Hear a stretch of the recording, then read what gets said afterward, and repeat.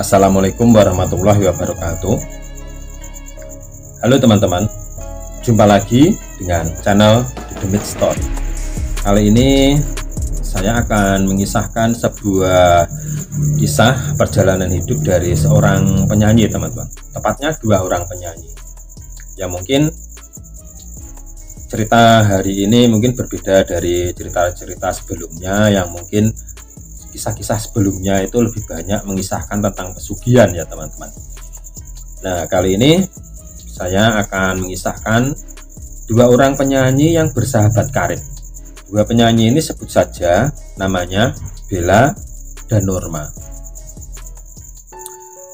Bella dan Norma ini seorang sahabat karib, berteman dekat, dan mereka itu saling membantu teman-teman. Cuma dua orang wanita ini walaupun bersahabat dekat mempunyai karakter yang berbeda. Kalau Norma itu dia memiliki karakter yang lemah lembut, sabar, dan intinya lebih nerimo istilahnya, kalau dalam orang Jawa bilang nerimo. Beda dengan Bella. Kalau Bella ini karakternya dia itu ingin segala sesuatu itu bisa ditempuh dengan secepat mungkin, tempuh dengan jalan pintas, ingin sesukses mungkin. Intinya Bella itu lebih ambisius. Tapi walaupun karakternya berbeda, mereka ini dua sahabat yang saling menyayangi. Pada suatu hari di grup musik mereka ini, mereka mendengar akan ada kedatangan penyanyi baru, teman-teman, dan lebih muda dan lebih cantik. Bella agak sedikit panik. Beda dengan Norma. Kalau Norma mendengar kabar itu dia biasa-biasa saja. Intinya rezeki itu sudah ada yang mengatur. Akhirnya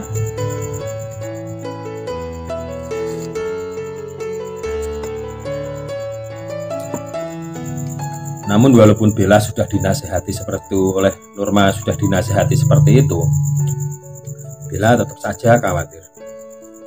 Akhirnya Bella mengajak Norma pergi ke seorang dukun.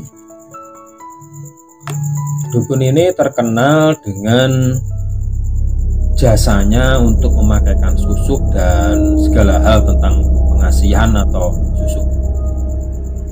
Walaupun sebenarnya Norma pada awalnya agak keberatan, tapi karena Bella itu sahabatnya sudah lama, Norma menuruti permintaan Bella.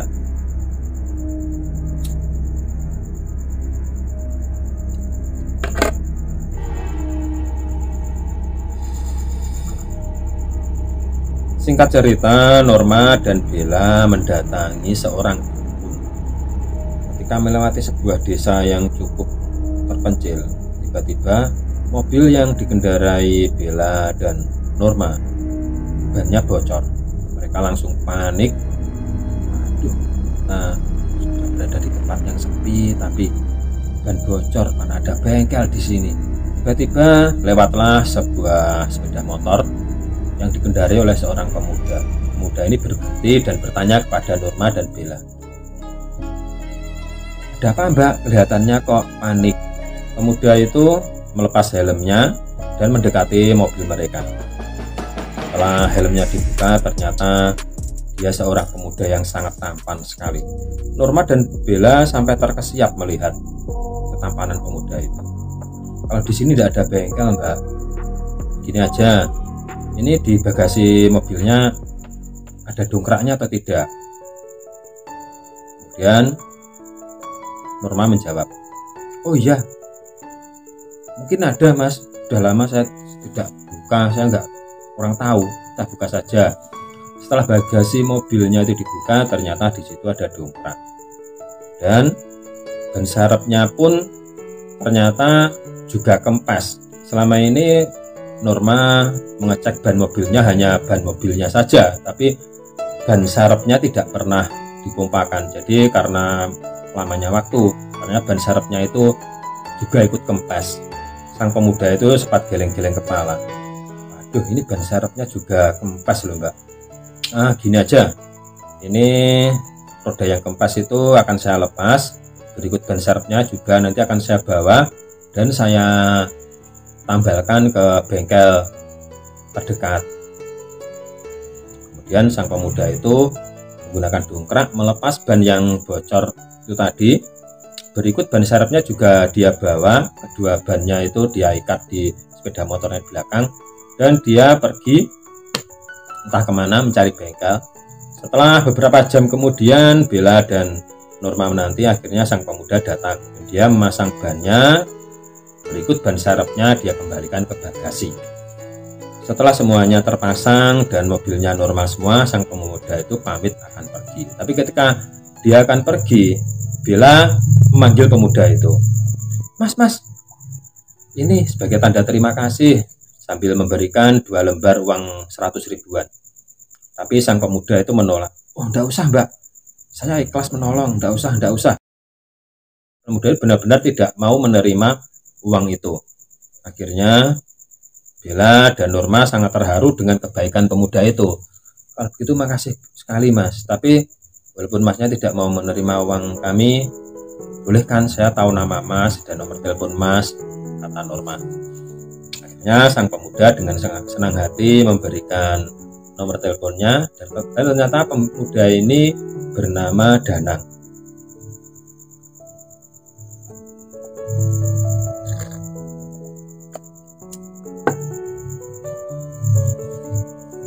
"Ya sudah, kalau begitu saya pamit dulu mbak," kata Danang. Danang pun akhirnya pergi. Kemudian Bella dan Norma melanjutkan perjalanannya menuju ke rumah sang dukun. Ternyata dukun ini tempatnya di sebuah tempat yang sangat terpencil, teman-teman. Dimana ini sang dukun bertempat tinggal di sebuah rumah di pinggir hutan. Ya sebenarnya sudah masuk ke dalam hutan, cuman hutan itu kan ada jalan raya yang membelahnya. Nah, sang dukun itu tinggal di pinggir jalan di tengah hutan itu tadi. Setelah tiba di tempat sang dukun, Norma agak sedikit ketakutan. Tapi sebenarnya Bella pun juga agak takut juga sebenarnya. Cuman karena sudah diniati dari awal, dia punya tekad yang kuat agar tetap populer. Rasa takut itu berusaha dia singkirkan. Mereka mengetuk pintu dan keluarlah seorang dukun. Ya memang agak aneh juga. Dukun ini ternyata seorang berkebangsaan Tionghoa, teman-teman. Nama dukun ini Koh Acong. Koh Acong ini tinggal seorang diri di tengah hutan tanpa tetangga dan tanpa fasilitas apapun. Tidak ada listrik, tidak ada. Kalau butuh air ya harus nimba, penerangan lilin. Intinya tidak ada listrik. Koh Acong tinggal seorang diri. Kemudian Bella dan Norma mengutarakan maksud mereka. Setelah mendengar semua penuturan dari Bella, Koh Acong berkata, "Terus terang, saat ini usiaku sudah tua. Jadi aku menyarankan kalian untuk memakai minyak saja. Kalau memakai susu terlalu berbahaya. Yang aku khawatirkan sebelum kalian berhasil melepaskan susu itu, aku sudah meninggal. Kalau aku sampai meninggal dan kalian belum melepas susu itu, kalian akan mengalami kejadian yang sangat mengerikan. Lebih baik kalian memakai minyak ini saja." Kemudian Koh Acong memberikan sebuah minyak, dan Bella pun berkata, "Terus bagaimana khasiat minyak ini, Koh?" "Ya minyak ini sebenarnya ya lumayan manjur. Dia bisa membuat seseorang rindu terus padamu, bisa membuat seseorang selalu ingat padamu. Jika kamu tampil, para penonton akan selalu menanti kehadiranmu." "Terus bagaimana kalau dibandingkan dengan susu?" Kemudian Koh Acong menjawab, "Ya kalau khasiat lebih dahsyat yang susu. Susu ini jika kamu pakai, siapapun akan menuruti keinginanmu. Bahkan mungkin dalam waktu tidak ada 1 tahun, kamu bisa menjadi penyanyi yang sangat terkenal dengan susu ini." Tapi resikonya susuk ini hanya aku yang bisa melepaskan. Seandainya aku sudah meninggal dan susuk ini belum lepas darimu, kamu akan mengalami hal yang sangat mengerikan. Kemudian Bella dan Norma berbisik-bisik sebentar. Akhirnya Bella tetap memilih pasang susuk. Apapun resikonya, dia ingin lebih cepat sukses dan lebih cepat terkenal. Dan Norma pun cukup memakai minyak saja. Dan Norma bertanya kepada Pohacong, lantas bagaimana dengan minyak ini, resikonya apa? Oh, minyak ini memang khasiatnya tidak sedahsyat susuk, tapi ini tidak ada risikonya. Seandainya aku sudah meninggal, kamu hanya cukup membuang minyak ini ke dalam sumur yang masih ada airnya, itu sudah aman. Tapi intinya entah itu susuk ataupun minyak, ini setiap 2 bulan sekali kalian harus datang ke sini, karena aku harus mensucikan kedua barang ini. Kalau lewat dari 2 bulan kalian tidak datang ke sini, maka susuk atau minyak ini akan berbahaya buat kalian.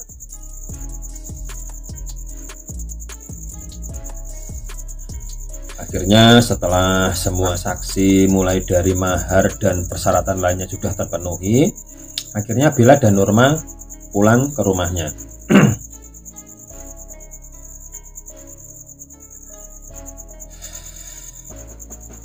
Beberapa hari kemudian, khasiat dari susuk dan minyak ini mulai tampak. Bella dan Norma mulai kebanjiran order, banjiran tanggapan, dan kedua penyanyi ini namanya mulai berkibar. Akhirnya ada seorang produser musik nasional yang cukup ternama. Dia ini sangat tertarik kepada Bella, dan akhirnya Bella pun diboyong ke ibu kota, dan Bella menjadi artis yang sangat terkenal dan bergelimang harta. Beda dengan Norma, walaupun khasiat minyak itu tidak sedahsyat susuk, tapi Norma tetap merasa bersyukur karena khasiat minyak itu bagi Norma sudah sangat ampuh sekali. Sejak memakai minyak itu, Norma kebanjiran order, kebanjiran tanggapan, tidak pernah ada capeknya, cuman masih dalam lingkup lokalan, tidak seperti Bella yang sampai tingkat nasional. Walaupun dua penyanyi ini sudah menempuh jalan berbeda, tapi keduanya tetap melakukan kontak hubungan lewat telepon, lewat WA. Intinya hubungan tetap terjaga baik walaupun keduanya menempuh jalan yang berbeda.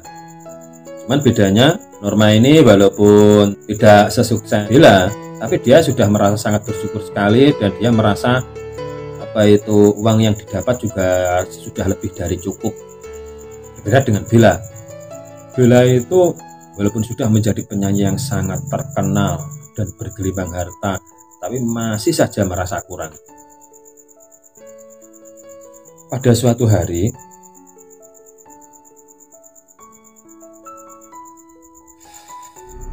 ketika Norma terbangun dari tidurnya di tengah malam, dia mendengar di ruang tamu itu seperti ada suara gesekan-gesekan, entah seperti ada seseorang yang menggesek-gesek tembok, serat itu suaranya, entah itu apa. Karena penasaran, akhirnya Norma membuka pintu kamarnya dan berjalan menuju ke ruang tamu.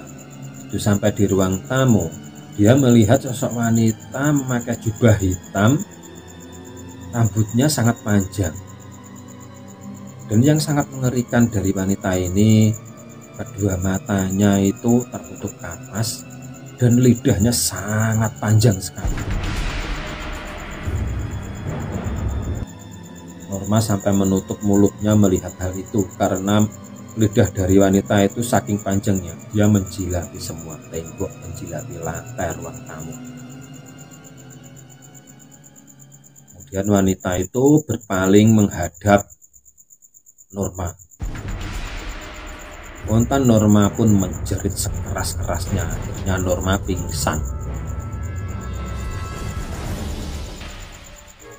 Keesokan harinya Norma sadar dari pingsannya. Dia mendapati dirinya tergeletak di ruang tamu. Oh, kemarin malam ada makhluk apa itu? Begitu mengerikan. Tiba-tiba Norma mendengar HP-nya berdering.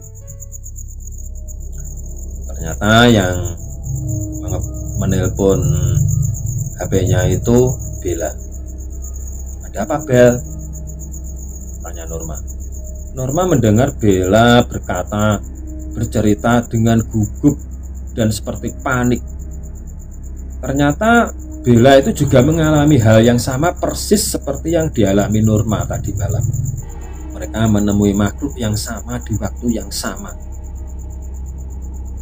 Akhirnya mereka berdua ingat, oh iya, kita ini kan sudah lebih dari 2 bulan tidak datang ke Kohachong. Mungkin ini sudah waktunya ke sana.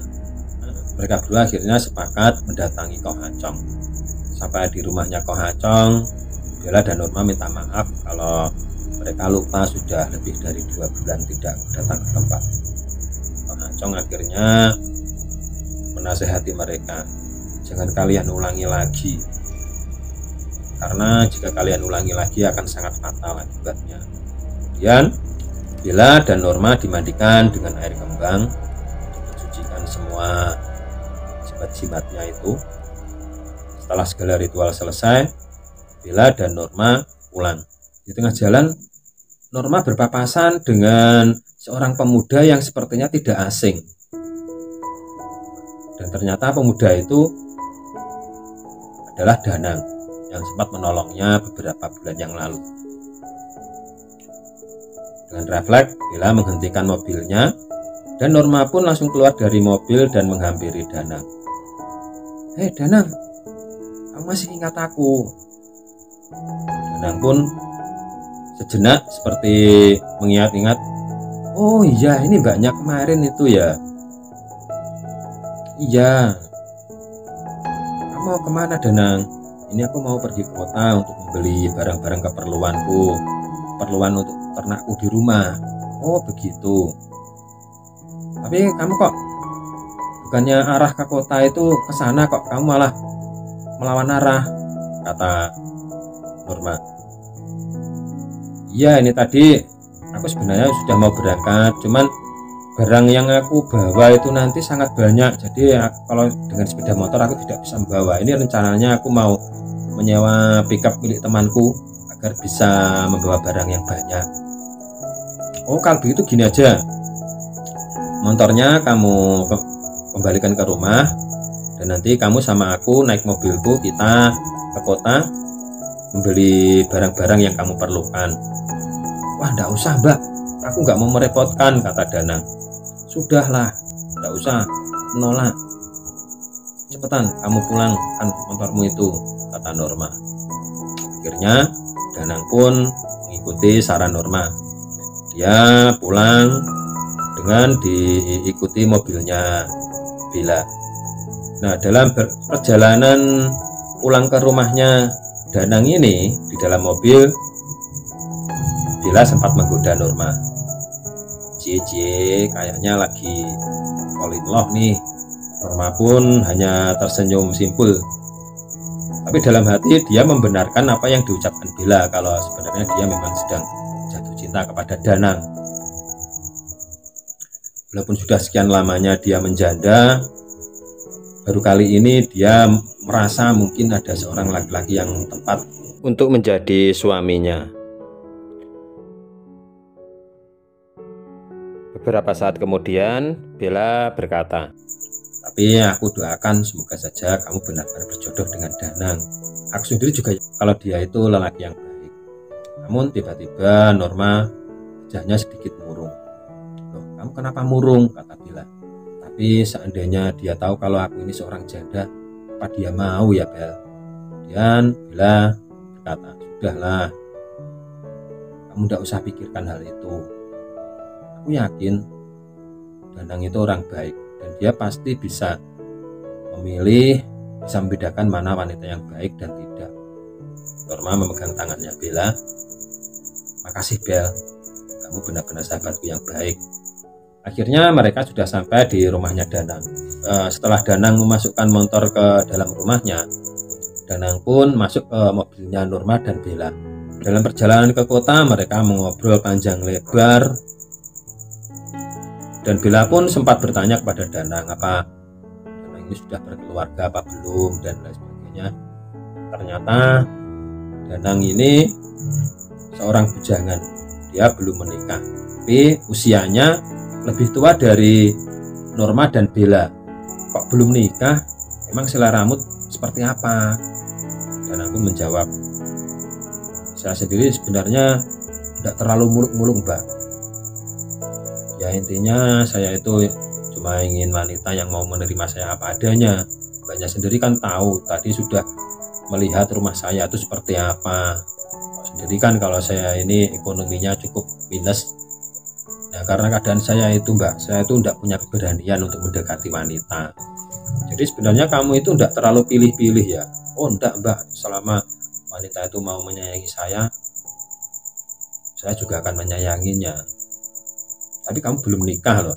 Bagaimana kalau ada seorang janda yang sayang sama kamu? Apa kamu mau? Maksud Mbak apa? Tanya Danang. Oh enggak, aku cuma bercanda, kata Bella. Tapi seandainya itu terjadi, kamu mau enggak? Kata Bella. Saya tuh janda atau perawan enggak masalah Mbak. Yang penting dia mau menerima saya apa adanya, mau mencintai saya apa adanya, kata Danang. Selama Danang dan Bella itu ngobrol, Norma hanya diam sambil tersenyum-senyum mendengarkan apa yang mereka obrolkan. Entah kenapa di dalam mobil Norma seperti tidak punya nyali untuk bicara. Dia lebih suka mendengarkan Danang mengobrol dengan sahabatnya.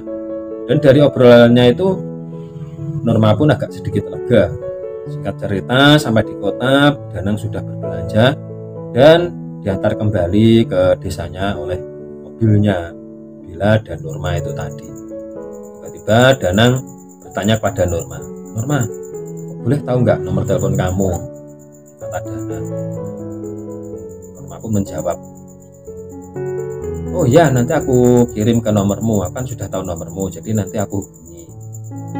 Oh makasih Norma, kata Danang. Norma pun masuk ke mobilnya Bella, dan Bella pun kembali menggoda Norma. Waduh, dia nanya nomor teleponmu loh Nor. Kayaknya gayung bersambut nih, kata Bella. Ya semoga saja, karena ini benar-benar mungkin sudah menjadi pilihanku, kata Norma. Norma dan Danang sering berkomunikasi lewat WA. Ngobrol ke sana kemari, dan sudah beberapa kali Norma datang kembali ke desanya Danang untuk bertemu dengan Danang. Dan akhirnya entah siapa yang memulai, intinya akhirnya kedua orang ini menjalin cinta.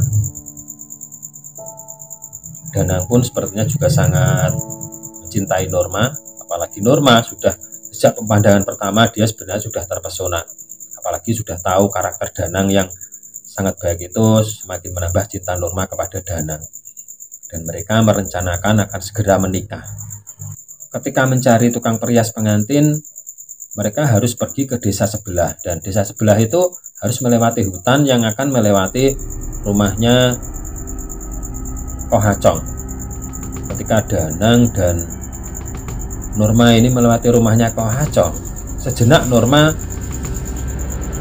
seperti ingin berhenti. Dia memiliki perasaan yang tidak enak.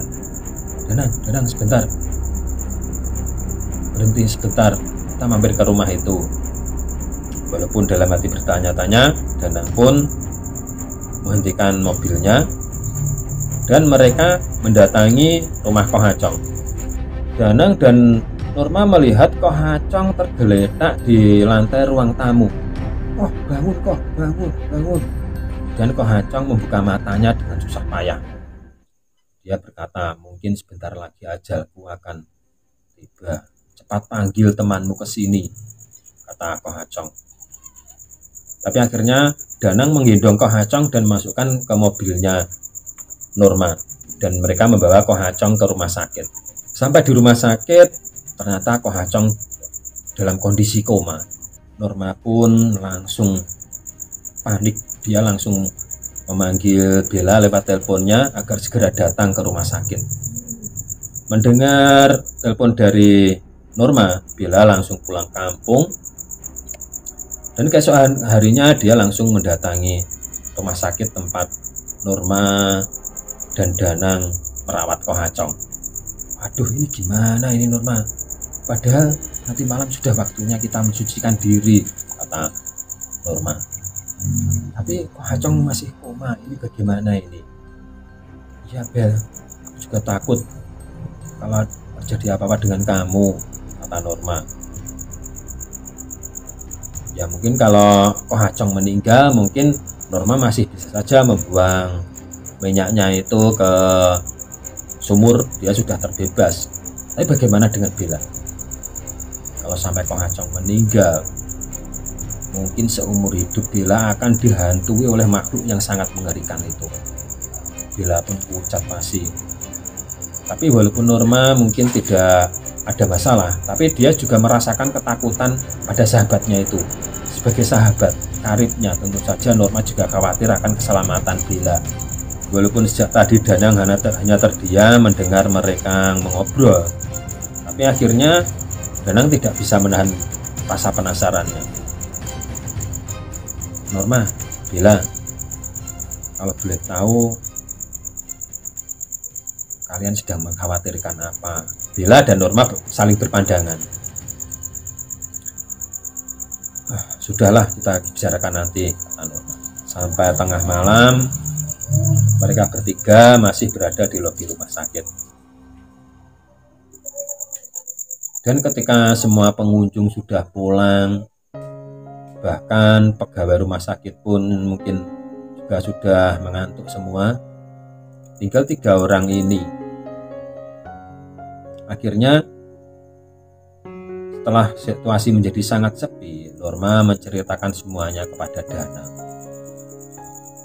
Mendengar cerita dari Norma, Danang langsung menepuk jidatnya. Waduh, kenapa kalian kok berani-beraninya menempuh jalan itu? Norma dan Bella hanya tertunduk melihat Danang, sepertinya kecewa dengan apa yang mereka jalankan selama ini. Sambil menunduk, Norma melirik ke Danang. Mas, kamu sudah tahu semuanya. Apa kamu akan menjauhiku? Apa kamu akan membatalkan pernikahan kita? Kata Norma dengan masih menunduk sambil melirik Danang. Sejenak Danang terdiam, dia menarik napas panjang. Setelah mengembuskan napasnya, kemudian Danang memegang tangan Norma. Aku tidak pernah berubah pikiran. Aku sudah berniat menerima kamu apa adanya sejak awal. Tapi aku minta setelah permasalahan ini semua selesai, kamu buang semua ritual-ritual seperti itu. Itu karena itu ujung-ujungnya akan membuat kita celaka, kata Danang. Baik Mas, kata Norma. Mendengar Danang dan Norma ngobrol seperti itu, Bella hanya bisa tertunduk. Ada sedikit rasa penyesalan di dalam dirinya. Sekarang harapannya tinggal keselamatan Ko Hachong. Bagaimanapun juga Ko Hachong harus selamat. Kalau Ko Hachong sampai tidak selamat, seumur hidupnya Bella akan dihantui oleh makhluk yang sangat mengerikan dan menjijikkan itu.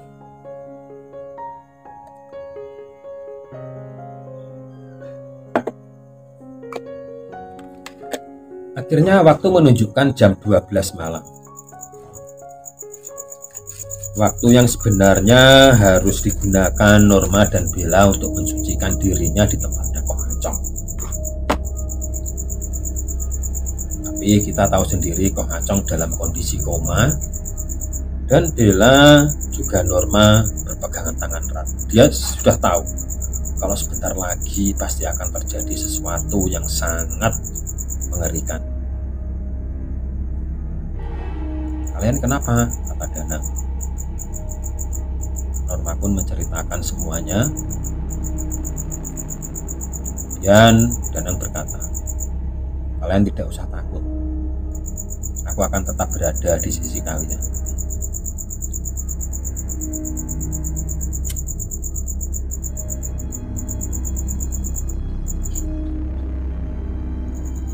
Dan benar saja, beberapa waktu kemudian angin berhembus sangat kencang. Padahal di lobi rumah sakit itu kondisi semua tertutup. Jendela sudah ditutup, pintu sudah tertutup. Tapi Bella dan Norma merasakan hembusan angin yang sangat kencang. Dan dia melihat pegawai rumah sakit tidak ada yang lewat satu orang pun. Rumah sakit benar-benar sangat sepi. Kalian kenapa? Kata Danang. Mungkin sebentar lagi makhluk itu datang. Dan benar saja,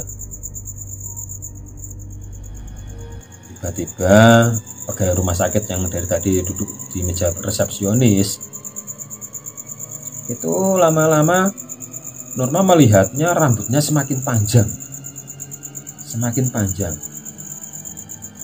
dan seragamnya yang putih-putih itu tiba-tiba warnanya berubah menjadi hitam, dan seragamnya juga menjadi jubah yang sangat panjang hitam, dan lidahnya pun juga semakin memanjang.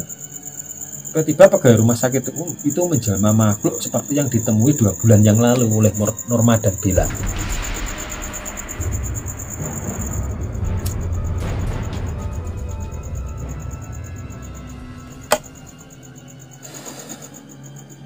Melihat makhluk itu, Norma dan Bella hanya bisa menjerit. Ada apa ini? Ada apa ini? Kata Danang. Lihat itu, makhluknya sudah datang, sambil menunjuk-nunjuk pegawai resepsionis itu. Kamu lihat apa? Bukankah itu pegawai rumah sakit yang sedang tidur? Kata Danang. Ternyata yang bisa melihat makhluk itu cuman Bella dan Norma. Danang tidak bisa melihat apa-apa. Tapi akhirnya Danang langsung mendekap Bella dan Norma. Kedua perempuan itu kepalanya dia dekap di dalam lengannya. Norma dan Bella memeluk Danang dan menenggelamkan mukanya ke samping perutnya Danang. Jadi di sini Bella, di sini Norma, dan Danang pun mendekapnya. Danang berusaha jangan sampai kedua wanita ini melihat makhluk itu, walaupun dia sendiri tidak bisa melihatnya. Norma dan Bella terus mendekap Danang. Dia merasakan kalau lidah makhluk itu mulai meraba punggungnya. Tapi dengan sekuat tenaga, Norma dan Bella tetap memeluk Danang dan tidak mau berpaling melihat makhluk itu. Setelah kejadian itu berlangsung kira-kira hampir setengah jam, angin yang tadinya kencang itu tiba-tiba berhembus semakin pelan-pelan. Dan Bella juga Norma sudah tidak merasakan lagi ada yang menjilati dirinya. Setelah dirasa semuanya tenang, perlahan-lahan Norma dan Bella membuka matanya. Juga perlahan-lahan Danang melepaskan dekapannya. Bagaimana? Apa yang kalian lihat? Kata Danang. Sejenak kedua wanita itu mengusap-usap matanya. Oh, syukurlah makhluk itu sudah pergi.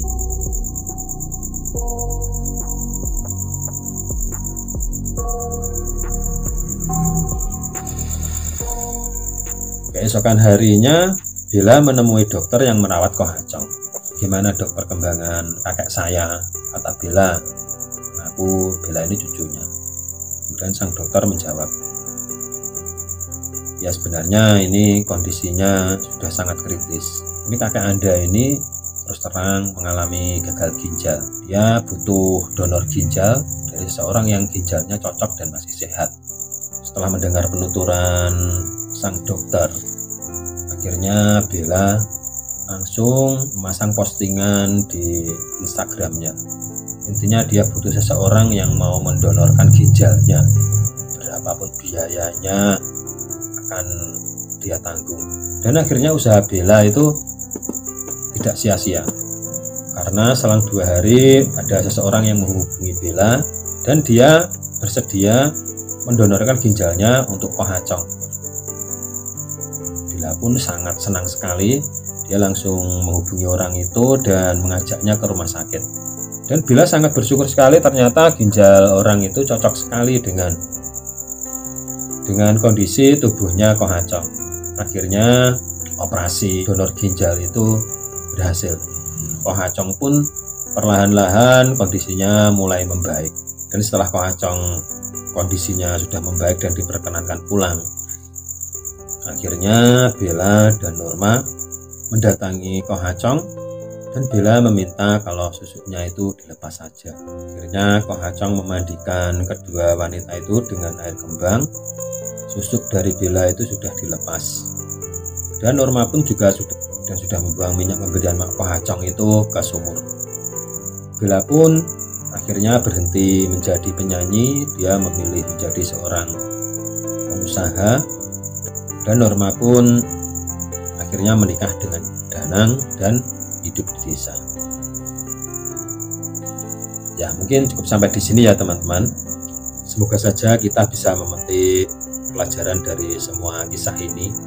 Kadang sesuatu yang instan itu kadang hasilnya berbanding terbalik dengan yang kita perkirakan.